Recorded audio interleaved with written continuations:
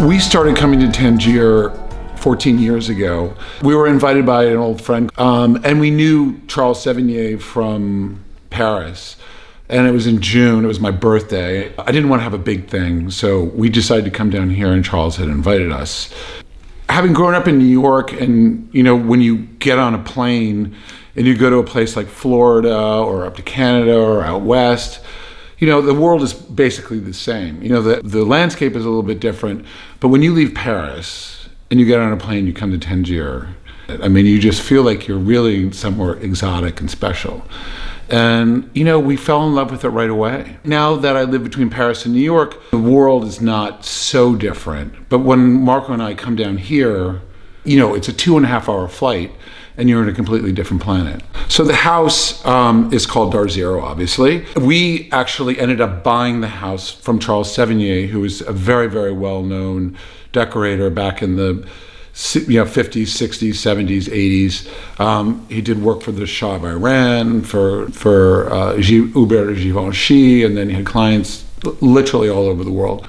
So this was actually a storage room for the house, but Marco and I realized that we needed a place in the wintertime to entertain. And some of the rooms upstairs are more intimate, and in Tangier, people, they come here and everybody wants to come, and you need a bigger space. They like to spread out. I want to spread out. This is incredible. So this was a storage room. So what did you guys do? Marco's been coming down here basically every month for the last year and a half, organizing this and the garden outside. I love that there's kind of a bohemian formality in this room. Yes, I wanted to make sure that these rooms that are newer from Tangier, the old house, would actually blend. So there is the same feeling that Tangier, the original Tangier, which is where I came in, which is the old part of the house. And this had a symbiotic relationship, but this feels like its own special jewel box room.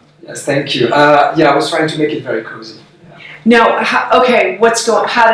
This was actually here. This is the only... What? That was always here. Yeah. That's been here for 15 years. On this wall, with the storage room and this... I can't, because this looks like you. This is so your vibe that you would have found this somewhere and brought it in. No, I designed the room around this. You did? Yes, because it was here, I didn't even touch it. During the work, the construction of the fireplace, the construction of this bookcase, which is a Creel inspired. I do all the windows for Creel, and I set up... You do. That's why this felt sort of familiar. It's like a cabinet of curiosities. Yes, a little bit of Manhattan and Tangier. Yes, exactly. And so you obviously created this kind of banquette here. Yes, Lisa Fine was a textile designer.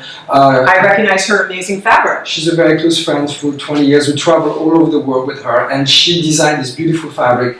She gave it to us, and we organized a room around it. It's wonderful. And then talk to me about the curtains, because I see how you pulled this fabric for the border. That's so chic. Yes, actually, I didn't have enough fabric because I brought the fabric in my luggage.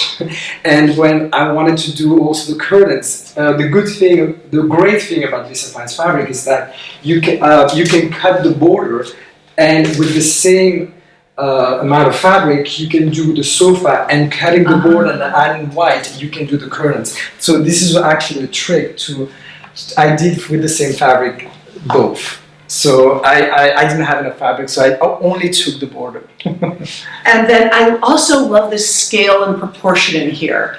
Like these two little chairs here. This Battling Castan fabric, yeah. Oh, really? They came from Paris. We brought them in a truck and brought them here. Yeah, they were already like this, and they work here.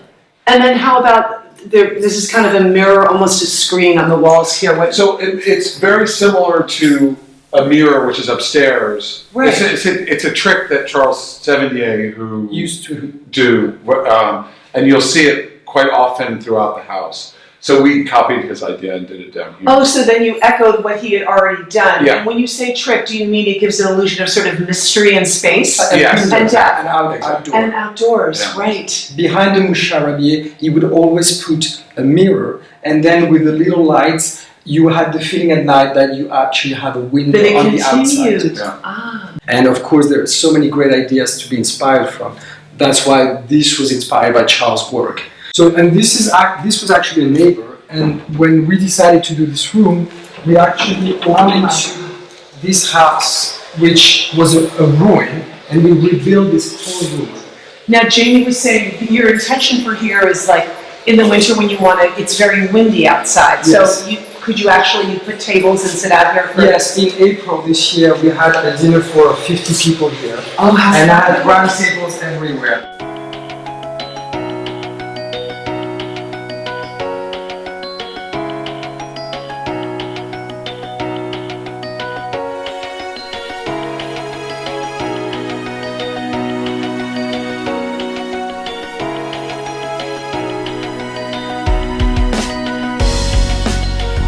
So, being up here on this terrace, it's almost like being in a nest. You have Spain and the Straits of Gibraltar.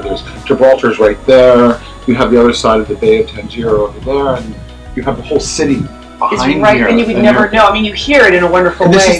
this is one of the highest points of the city, so you get to see everything down below, and it's kind of amazing. And you have your own little paradise right here. Exactly. Don't miss another video visit. Click on the orange Q to subscribe and have Quintessence virtually delivered from our doorstep to yours.